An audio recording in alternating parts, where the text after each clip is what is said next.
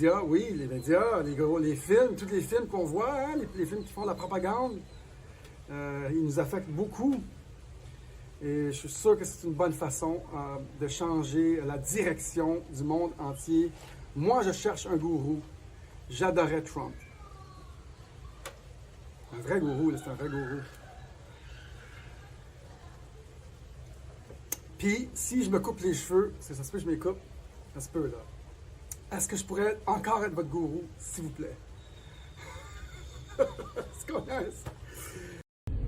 Bon matin tout le monde, j'espère que ça va bien. J'ai décidé de faire un genre de monologue aujourd'hui pour essayer de dire ce que j'ai en tête. Et puis, bonjour tout le monde, bienvenue à la chaîne des 30 à droche. Aujourd'hui on a une belle émission, j'ai sorti ma guitare. Je vais vous parler de mes enfants.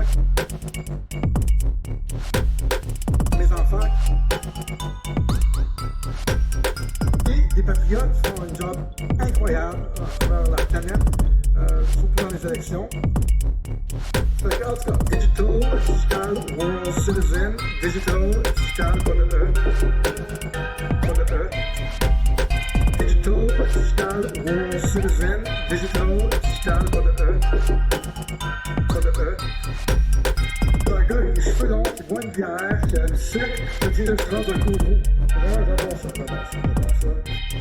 que, en tout cas, Digital World Citizen, Digital, pas de E. Dans un gourou. Digital World Citizen, Digital, pas de E. Dans un gourou. C'est ça. Pour moi, vous n'êtes pas pertinent, vous êtes ridicule. Et donc, cela étant dit, la chose la plus importante à comprendre, c'est de avoir Trump dans le mainstream media puis partout. Il nous faut vraiment un nouveau leader qui soulève les masses, un Hitler positif, là, tu sais. Un manifestant pacifique comme moi, on m'a arrêté, on m'a tiré, et voilà, je suis tombé. Et au sol, les policiers m'ont fouillé sans mon avis. Pourtant, je suis un homme très raisonnable qui peut obéir aux instructions. Vous allez rester là, monsieur? Et les policiers m'ont jeté au sol. Ils m'ont renversé, comme vous pouvez le voir. Et là, maintenant, ils sont en train de fouiller mes affaires. Monsieur, c'est quoi votre nom? Et il m'a traité d'imbécile. C'est quoi votre nom, monsieur? Il m'a traité d'imbécile. Monsieur, je vous parle gentiment, c'est quoi votre nom? Un manifestant pacifique comme moi, il m'a traité d'imbécile. Là, monsieur, là, Il m'a traité d'imbécile. vous êtes en infraction concernant le décret pour le couvre-feu. Je suis un manifestant pacifique. Pacifique. Ouais, c'est juste une vidéo, là. Je suis un manifestant Est-ce que pacifique. vous comprenez, monsieur François Bitondo? Amalega. Hey, monsieur Amalega. C'est bien vous, ça? C'est quoi votre nom, monsieur? Il m'a traité d'imbécile. Monsieur, je vous parle gentiment, c'est quoi votre nom? Un manifestant pacifique comme moi, il m'a traité d'imbécile. Là, monsieur, là, Il m'a traité d'imbécile. vous êtes en infraction concernant le décret pour le couvre-feu. Amalega, ça signifie que tu avais aimé. Ça veut dire que tout ce que j'ai à partager, c'est l'amour et la Oui, paix. c'est correct, monsieur, mais Je n'ai pas, je n'ai pas à Est-ce partager. que vous avez compris? Non, j'ai le droit d'être dehors. La Non, charte non, des non. droits et des libertés du Ok, Canada dit monsieur. que j'ai le droit d'être dehors. C'est quoi votre nom, monsieur? Il m'a traité d'imbécile. Monsieur, je vous parle gentiment, c'est quoi votre nom? Un manifestant pacifique comme moi, il m'a traité d'imbécile. Là, monsieur, là, Il m'a traité d'imbécile. vous êtes en infraction concernant le décret pour le couvre-feu. C'est un droit divin. Qu'est-ce qu'ils vont faire pour le ciel? C'est un droit divin. Il m'a traité d'imbécile. Monsieur, C'est un droit divin qu'aucun être humain ne pourrait m'arracher. Un homme pacifique. Il m'a traité d'imbécile. monsieur, Si j'avais été illégal, je serais le premier à me livrer à la police volontairement. Mais je suis tout ce qu'il y a de plus pacifique au monde. Liberté, liberté, liberté, liberté, liberté, liberté, liberté, liberté. Il m'a traité d'imbécile. monsieur, Liberté, liberté. Les policiers m'ont traité d'imbécile.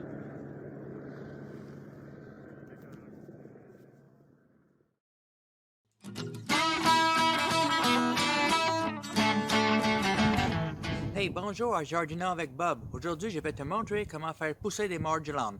C'est sûr que tu peux acheter les petites graines. Il y a juste une affaire, par exemple. Tu vas avoir des petits marjolanes. Fait que je vais te montrer comment faire pousser des fucking big marjolanes. Viens voir que je vais te montrer comment faire.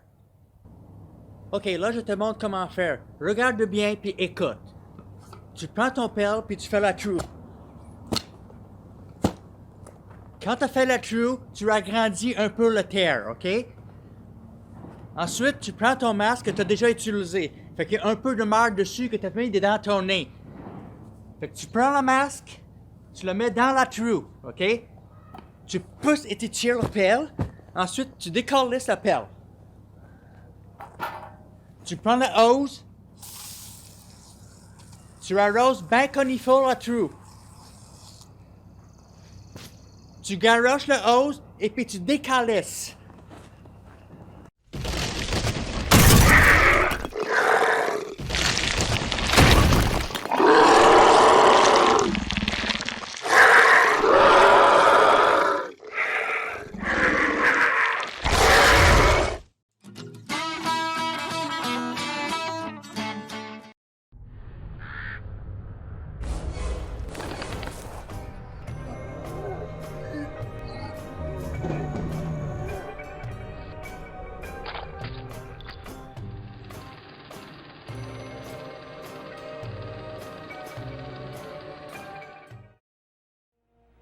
Le match des étoiles.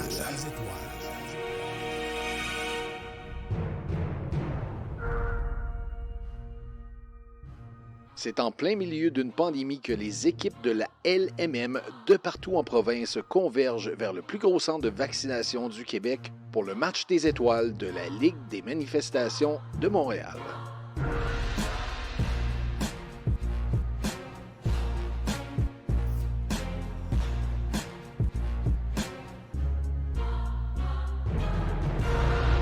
Vivez toute la déception avec nous sur Douteux TV.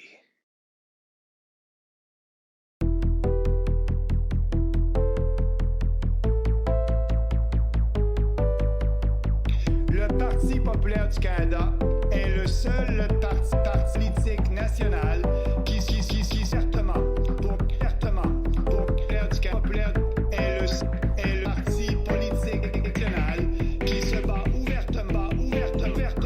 Le Parti populaire du Canada est le seul politique nationaliste qui se Le Parti populaire du Canada est le seul parti politique national qui se bat ouvertement pour la drogue, dépression, suicide, drogue, dépression, suicide, drogue, dépression, suicide, drogue, dépression, suicide, drogue, dépression, suicide, drogue, dépression, suicide, drogue, dépression, suicide, drogue, dépression, suicide.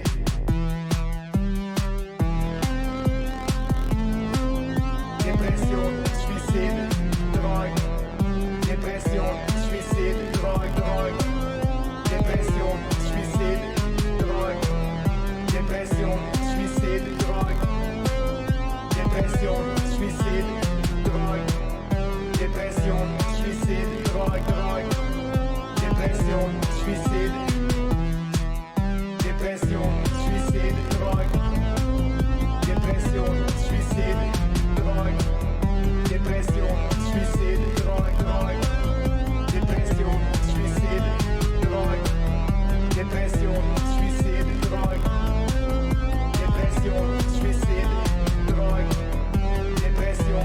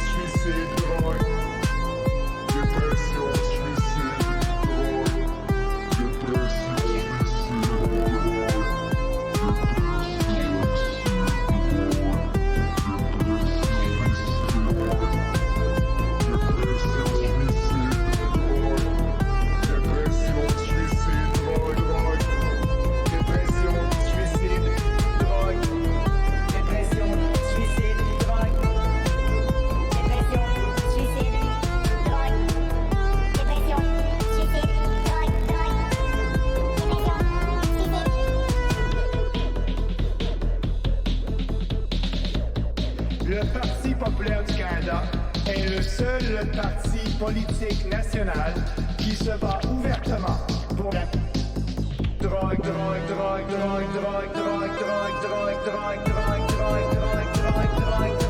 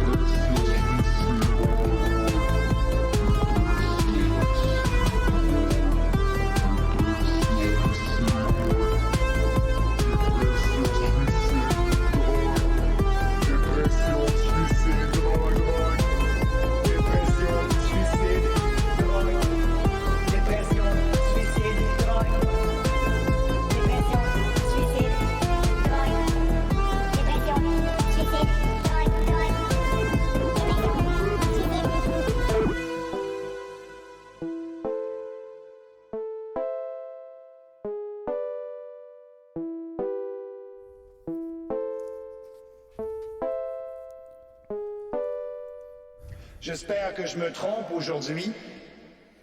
On est tous d'accord avec toi là-dessus, mon cher Maxime Bernier. Hein? C'est quelqu'un de nouveau dans le paysage politique.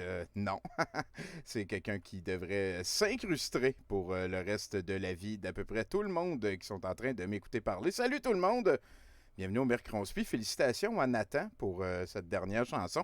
Ça a été très divertissant. Encore une belle réussite de Nathan Olivier Morin, hein, notre technicien en chef ici à Douteux TV et aussi un ami, hein, un collègue et un des modérateurs. Donc, on va tout de suite commencer en remerciant le travail des modérateurs en ligne et ailleurs. Je suis avec, un petit peu comme d'habitude, avec mon Godette Brother. Salut Martin. Salut. Comment tu brother aujourd'hui? Je brother. D'ailleurs, avant de me lancer dans mon... je suis très content de vous annoncer, checkez ça, je peux soit faire partie de ceux qui ont été vaccinés ou soit enlever ça et tout d'un coup faire partie de l'équipe de ceux... tu sais, c'est important, là, ils se montrent le bicep avec pas de piqûre dessus. Ah, oui, oui. Ce qui prouve que quelque chose... C'est cool, le réseau rentre bien, en tout cas. Merci d'être allé te sacrifier. On est all-in 5G. Merci, King Crevette, pour ça. King Crevette. Donc, comme d'habitude, j'ai un petit texte, hein, s'il vous plaît. On va commencer en vous rappelant que bien que, je dirais, c'est de plus en plus tendu sur les réseaux sociaux avec le match des étoiles qui arrive et le reste, c'est important de rester civil, de ne pas user de dérision, de violence pour repousser les personnes prises de dérives conspirationnistes plus loin dans ces dérives-là. Souvent, c'est d'essayer de changer la conversation, de poser des questions par rapport à comment ces personnes-là se sentent, qu'est-ce qui les a amenés là-dedans, qui ils préfèrent écouter, puis voilà, ça va être, s'il vous plaît, hein, on arrive au bout, là, je suis vacciné, il y a de plus en plus de gens qui sont vaccinés, on reste raisonnable, on reste civil envers les personnes, ça vaut encore beaucoup en ligne, s'il vous plaît, on ne fait pas d'insultes gratuites, on n'appelle pas à la violence, je suis content du travail des modérateurs, mais je pense que c'est ma job aussi de vous avertir, de vous demander de faire ça dans le plus grand respect. D'ailleurs, je veux aussi vous présenter la trame sonore ce soir en background. On va avoir la trame sonore de l'excellent Chrono Trigger en background quand on va lire commenter des images, hein, comme celle qu'il y a là. C'est des images qui nous viennent de l'Inde. C'est un pays qui l'a plus rough que les autres parce qu'ils ont élu un populiste à la Donald Trump qui croit un petit peu plus en les valeurs de droite que celles de gauche. Hein. C'est important d'être souverain et de se crisser un petit peu du consensus médical. Je sais pas, là, je veux pas parler, je sais pas, je suis pas là. On va y revenir. Sinon, on va parler en début d'émission du boss de la fin, tel que monté en épingle par les gourous négationnistes de l'autre équipe. Mesdames et messieurs, le boss de la fin, la mouvance mondialiste, souvent incarnée par les Global Goals. Hein, tout le monde se souvient des Global Goals. J'ai ici sorti la page Internet. Hein, vous voyez, c'est des affaires comme qu'il n'y ait plus de pauvreté, qu'il n'y ait plus de faim dans le monde, la bonne santé, l'éducation de qualité, l'égalité entre les sexes, de l'eau potable pour tout le monde. C'est dégueulasse. C'est toutes des affaires contre lesquelles il faut se battre de tout notre cœur, de tout notre sang. Donc, j'en ai souvent parlé ici, mais le fait que les gourous conspirent soient déjà en train de transformer cette volonté en boss de la fin ultime de choses à écraser me semble de quoi à adresser. J'ai l'impression que c'est le temps. Premièrement, je ne sais pas quels sont les moyens qui vont être pris pour réaliser ces Global Goals desquels on vient de parler, mais des affaires comme l'égalité des sexes, l'eau potable, éliminer la faim dans le monde... moi, je pense que c'est des concepts qui sont assez importants à ma morale personnelle pour que je laisse la chance aux coureurs et que j'encourage la transparence liée au projet, au processus. Je pense que c'est le combat à vivre avec ça, c'est d'encourager la transparence, de motiver les gens à s'informer par rapport à ça. Ensuite, il y a des entreprises mondiales. Je vous l'apprends peut-être, mais le capital a déjà des pieds un peu partout. Hein. Il y a du Apple Canada, puis il y a du Apple Chine, il y a du Apple chaque pays du monde, et je ne nomme qu'une des corporations. La sphère corporative s'est déjà mondialisée. Si on en veut à Costco et Amazon de voler des jobs locaux pour leur profit, faut trouver quelque chose à opposer à ces géants multinationaux. Selon moi, il n'y a pas 37 solutions. Quoi d'autre qu'une instance mondiale avec des pouvoirs de répression et de punition peut arriver à faire maintenir des standards acceptables selon une morale un petit peu plus universelle, selon une morale qui ressemble à la nôtre, selon un standard de classe moyenne qui se partage. Donc, en quoi être totalement contre la mondialisation n'est pas exactement ce qui aide le plus les compagnies mondiales présentement? Je la comprends pas. J'aime beaucoup Alain Deneau comme philosophe et son calcul à lui, comme celui de plusieurs autres. Hein, on l'a vu dans un documentaire qui s'appelle Le prix à payer, que je conseille à tout le monde. C'est la classe moyenne qui est primordiale au développement d'une humanité solide et progressive et qui permet un maximum de liberté à chacun de ses membres. Ou un maximum de souveraineté, si c'était mieux. Les paradis fiscaux sont le principal péril auquel fait face la classe moyenne partout sur Terre. Et comment on peut mettre fin aux paradis fiscaux sans instance mondialisée? Comment mettre une limite au pouvoir d'Amazon et de Apple si la compagnie peut éternellement changer son capital et son QG de place au profit de la nation la plus laxiste au niveau des taxes? Je ne vois aucune autre manière. Les conspis chialent au souverainisme de leur propre personne souveraine qui les laisse tout faire et à l'anti-mondialisation. Mais ce faisant, ils deviennent utiles au projet des compagnies et du projet du capital, qui sont déjà mondiaux. Je le répète, selon moi, la mouvance anti-mondialiste est la chose qui aide le plus le cash à se centraliser. C'est l'idéologie qui aide les riches à s'enrichir. C'est l'idéologie qui va contre le peuple. Voilà. Je ne dis pas que les Global Goals sont la solution à toutes. Jamais je vais tomber dans le piège de la polarisation totale et des ismes s'y rapportant. Mais je dis que si l'humanité veut gagner son combat contre le cash, elle va devoir accepter des règles qui ont une portée mondiale et l'institution mondiale capable de faire respecter les règles en donnant des punitions à ceux qui ne les respectent pas. Anyhow, je suis très loin d'être économiste, mais cette opinion que je viens de vous partager est à discuter, mais construite sur des commentaires je veux dire, j'ai parlé avec Alain Deneau, j'ai parlé avec M. Roussel, qui est un politicien, doctorant et tout et tout. Ce n'est pas une opinion que je sors de mon cul. Ça me semble quelque chose qui mérite d'être adressé. Et quand les gens chient sur les volontés de mondialisation, de faire appliquer des standards humanisants à toute l'humanité, je comprends pas. Je ne comprends pas. Et comme les gens se font vacciner, oui, et que la crise du COVID devrait se résorber tranquillement, du moins au Québec, on l'espère, au Canada, le plus possible tout partout, c'est important pour les gourous de trouver de quoi continuer à abuser des anxiétés des gens qui les suivent. La mondialisation est un buzz de la fin tout indiqué, vu qu'il y a de plus en plus pas vraiment de manière d'éviter ça ou de ne pas la considérer. Sinon, pour ce soir, on va adresser le désolant passage de Éric Duhem à la TV. On va visiter Anal Information, chez qui rien ne va plus. On va observer un virage particulier chez notre Marc-Alain vibratoire préféré. Avoir quelques nouveautés, notamment des orbes de lumière du Gab Tiber, l'éveilleur quantique. C'est son nom, là. Son nom de chaîne, c'est Éveilleur quantique. Et Jimmy Hudon. On a un dossier sur Stéphane Thibault, notre joueur de la semaine en LMM il y a 2 semaines. D'ailleurs, fuck la LMM. Et le plus conséquent dossier de la LMM à ce jour, vu que le match des étoiles est en fin de semaine et que tout le monde a son opinion là-dessus. En ciné-conspi, à la fin de tout ça, on se garde un 30 minutes de Jean-Marie Bigard qui jase avec Stéphane Blais. Ça devrait être glorieux. Je vous annonce aussi que demain, en addendum au Mercronspi, on va avoir beaucoup de commentaires sur le match des étoiles qui s'en vient pour préparer ça bien comme faut.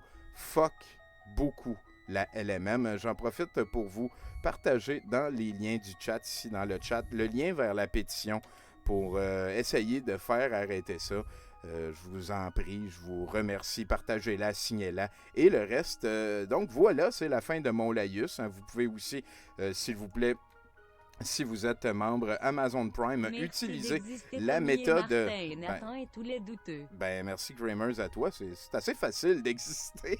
À date, j'aime bien ça. Moi, c'est naturel pour moi. C'est ça, on fait ça naturel. Sinon, voilà, je vous ai mis la procédure. Si vous êtes membre Amazon Prime, vous pouvez donner de l'argent à une chaîne qui produit du stock. Vous enlevez de l'argent à Amazon et vous la donnez à des créateurs locaux. Donc, je vous encourage de ce faire. Moi, je suis prêt à me lancer. Martin, veux-tu jaser de quelque chose?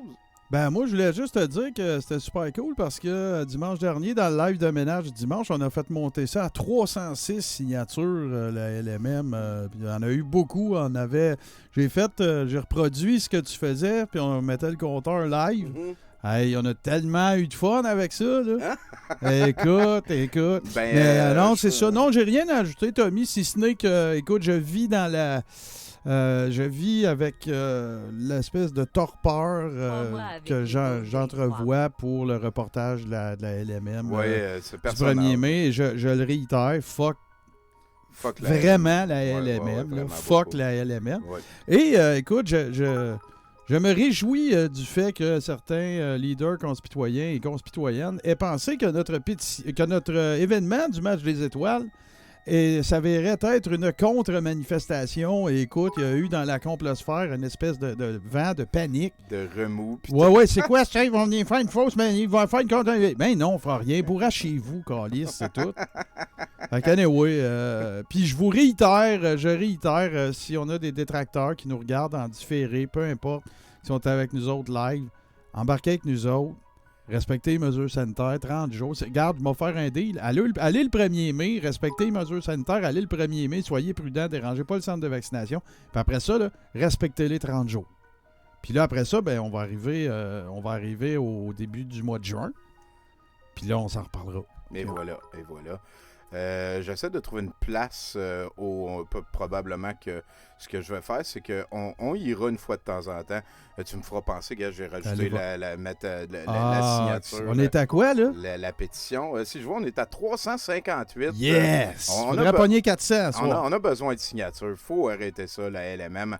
Donc, voilà, merci beaucoup. En début de show ici, Je vous tiens tout le temps un petit peu au courant. Ça ne va pas bien au Brésil, la situation COVID. Mais il y a comme un pays qui a gagné la course. C'est le deuxième pays le plus populeux au monde. L'Inde ici qui est en train de l'échapper solide. Les charniers de gens qui se font brûler dans des bûches et tout. Écoute, c'est des images qu'on va se rappeler toute notre vie, j'ai l'impression. Je me rappelle, l'année passée, Tommy, il y a presque un an, jour pour jour, je suis un collaborateur de Sur la Terre des Hommes, puis on était en panel, justement, puis on parlait de la COVID et tout ça, et je me souviens très bien qu'on a discuté de la situation de l'Inde. Je ne sais pas si tu te rappelles, il y avait eu des reportages à Radio-Canada qui démontraient l'exode des gens des grands centres en Inde parce qu'ils avaient peur précisément à ce qui se produit là. OK. Et l'autre chose, je ne sais pas si vous vous souvenez aussi, il y a eu une époque, à peu près jour pour jour l'an dernier, on avait des pays comme la Russie, qui avait à peu près pas de cas. Oui. L'Inde aussi était là-dedans. Oui. Proportionnellement, pour la population de l'Inde, le nombre de cas qu'il y avait, c'était étonnant. Ça ne figurait pas du tout dans le schème à peu près normal des pays populeux. Puis là, ben regarde, tu vois, on est un an plus tard, puis malheureusement, on assiste à ça. Je veux pas dire qu'il y a une relation causale puis qu'ils ont compté de la merde, c'est pas ça que je veux dire. Ben non, mais tu sais, il reste que, regarde, c'est ça. Tu parlais tantôt que c'est un gouvernement populiste qui est là, qui fait l'apologie de la souveraineté de l'être humain et de son soi-même. Ouais. Ben regarde, là, on est en train d'en regarder brûler. Et voilà, c'est très, très, très navrant. Voilà, hein, Il n'y a rien à dire. Oui, c'est ça. Godspeed. Merci beaucoup à Raymond Baudouin et à notre ami 80s New Wave Lover qui nous a... Donc ici, les établissements n'ont plus de place. On brûle les corps dans la rue. C'est capoté, là. Dans les jardins et même dans les parcs publics, le bois manque, les cimetières creusent des fosses. L'Inde, deuxième pays le plus peuplé de la planète avec 1,4 milliard d'habitants, est ravagé par la deuxième vague de l'épidémie de COVID-19 qui fauche toutes les classes sociales, les pauvres comme les riches. Près de 353 000 nouveaux cas ont été comptés dimanche le 25 avril. Plus de 2800 morts, 2 millions de contaminations en une semaine. Mais c'est tout fake, ça, Tommy. C'est tout fake, ça. Oui, d'ailleurs. En écouter certains, il n'y a pas plus de morts que d'habitude. La seule raison pourquoi on parle de l'Inde, c'est justement pour donner l'impression que les mesures sanitaires fonctionnent.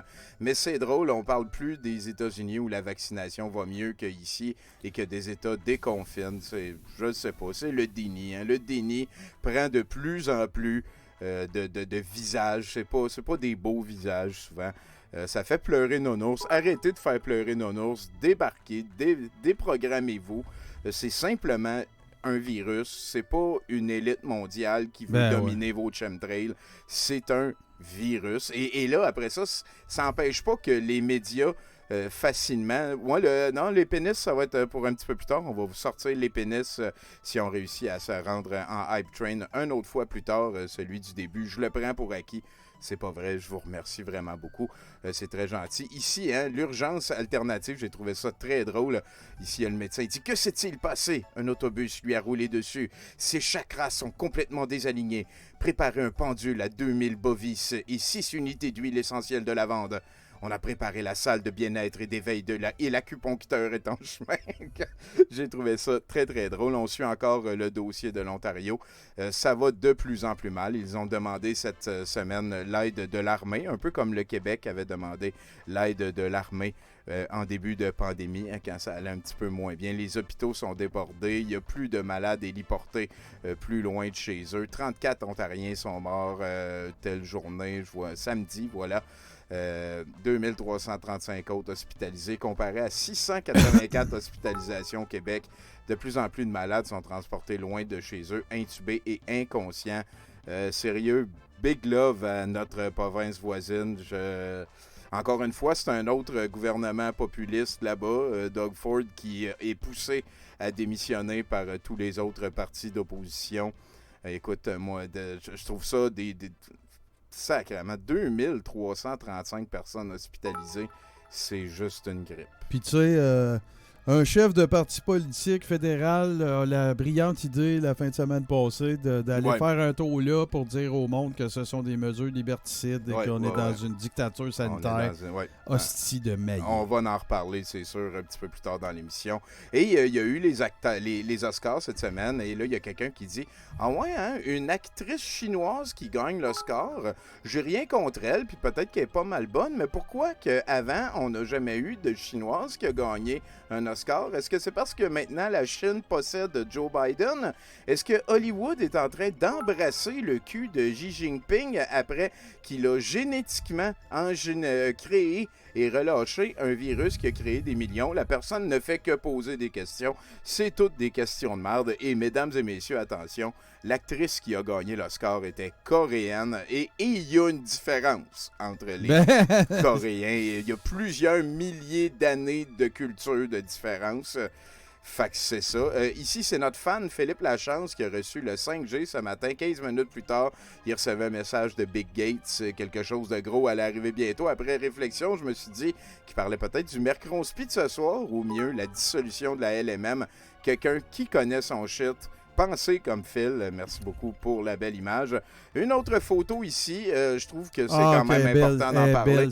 Oui, c'est Stéphane Gagné, le roi des hargneux, qui finalement va faire de la prison pour avoir été harcelé et intimidé un policier en civil qui se baladait avec sa famille. Écoute, même si ça n'avait pas été un policier, tu harcèles personne. Il me semble que c'est assez facile d'harceler personne. Donc, c'est un dossier qu'on suit depuis longtemps. Il y avait eu un arrêté de cour qui disait qu'il ne pouvait pas faire de clips qu'il ne pouvait pas en parler sur YouTube. Fait que, il avait comme arrêté de faire des clips pour être sûr de ne pas se laisser échapper, mais il en a parlé une couple de fois pareil. Donc, voilà, là, bien content. Écoute, bonnes vacances. Oui, c'est ça, exactement. Je souhaite de mal à personne. J'ai l'impression que de prendre des vacances comme ça va peut-être aider Stéphane Gagné là-dessus. Idéalement, on n'entend plus jamais parler. En attendant, merci beaucoup tout le monde pour le Hype Train. On ne fait que commencer ce mercredi. Et ici, un petit update sur la condition de notre frère Mario Roy qui est derrière les barreaux depuis plus d'un mois. À midi pile, on affiche notre respect pour l'homme de conviction qu'il est. #on. Je l'ai trouvé pas pire, celle-là. #on. Ouais. Et il y a ça ici qui est à noter. 27 ans de prison et il a continué à se battre. 7 jours de prison, il veut enterrer la hache de guerre. Mais cela dit, tant mieux, parce que je pense que la cause de Nelson Mandela était infiniment plus noble que celle de Mario Roy. Infiniment. J'aurais envie d'ajouter d'autres choses, Tommy. Ben, je t'en prie. Elle était surtout réelle. Aussi. Aussi. Donc, ça nous amène à notre premier bloc de clips. Merci d'être avec nous en ce mercredi, mesdames et messieurs.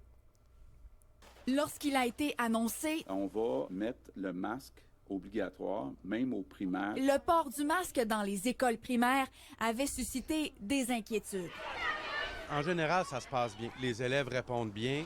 Une semaine après son implantation, force est de constater que les élèves se sont, dans l'ensemble, bien adaptés. On peut y l'enlever à la collation puis dehors. C'est sûr que c'est pour nous protéger qu'on doit le porter. Au début, elle trouvait ça difficile. On essaie d'encourager les enfants là-dedans à leur dire, ben garde, lâchez pas, tu sais, il faut le mettre. Certains enseignants ont cependant vécu des situations dérangeantes dans les derniers jours. Il y a des parents qui ont peut-être levé le ton ou des choses comme ça. Oui, il y a eu certains parents qui ont eu des réactions assez intenses envers certains enseignants. Heureusement, ce sont des cas isolés. Les parents ont compris ici, en tout cas à Jonquière, que les enseignants étaient des messagers, que nous étions là pour faire appliquer les consignes.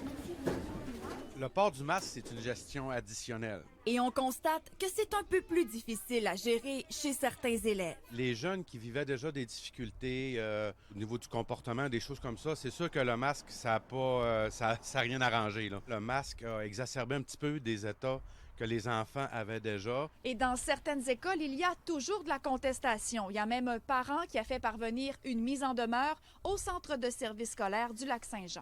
J'ai demandé au moins d'avoir une tolérance, si mon fils essaie de respirer, puis donc d'essayer d'avoir une sorte de marge de manœuvre. D'autres ont carrément choisi de retirer leur enfant de l'école. Il y a moins d'une dizaine là, d'élèves qui ont été ou qui sont en démarche. C'est leur droit et ça leur appartient. Par contre, Ce ne sera pas aux enseignants à pallier puis à supporter ces parents-là. Le masque fait maintenant partie de leur quotidien, mais à la fin des classes, ils ont bien hâte de s'en départir. Moi, à chaque fois qu'il y a pas mal que je sors de l'école, je brise mon masque, on pourrait dire. Valérie Fortin, TVA Nouvelles, Saguenay. Pas de trouble, mon champion, si tu le mets. Se faire vacciner ne protège que nous et pas les autres. Petit bloc pédagogique voilà ce que nous ont utile en affirmé début. des aides-soignantes qui refusaient le vaccin dans un EHPAD à Roanne. On nous a dit que malgré le vaccin, on garderait des gestes barrières, on est quand même contagieux, donc au final, même en étant vacciné, rien ne changera. Donc au final, c'est pour nous protéger, nous, le vaccin, donc après, c'est un choix propre à chacun, et voilà. Alors est-ce que c'est vrai? Eh bien non. En fait, un vaccin a deux fonctions. D'abord, empêcher le développement de formes graves d'une maladie. Là-dessus, les vaccins anti-Covid fonctionnent très bien. Ensuite, un vaccin a pour but de stopper la propagation du virus. Et sur ce plan-là aussi, les vaccins anti-Covid sont plutôt efficaces. Déjà parce que lorsqu'on est vacciné, on a beaucoup moins de risques d'être infecté. Jusqu'à 94% de risques en moins avec le vaccin Pfizer. Et bien sûr, si l'on n'est pas infecté, impossible de transmettre le virus. Mais dans les cas rares où les gens se contaminent malgré le vaccin, sont-ils encore contagieux? Aucune étude ne prouve aujourd'hui que le vaccin anti-Covid empêche d'être contagieux. Par contre, les conclusions de ces études permettent d'avancer que le risque de transmission est drastiquement diminué une fois que l'on est vacciné. Quand vous êtes vacciné, vous pouvez éventuellement être infecté, mais la charge virale va être moins importante. On imagine qu'il y a moins de virus dans la salive, moins de virus dans le nez, moins de signes cliniques comme la toux qui permettent de transmettre le virus. Donc forcément, chez les gens vaccinés, on imagine qu'il va y avoir une moindre capacité à transmettre le virus dans leur entourage. Alors attention, le risque zéro n'existe pas. Et il est toujours recommandé de porter le masque après avoir été vacciné, surtout après l'injection, car il faut plusieurs jours avant d'être complètement immunisé.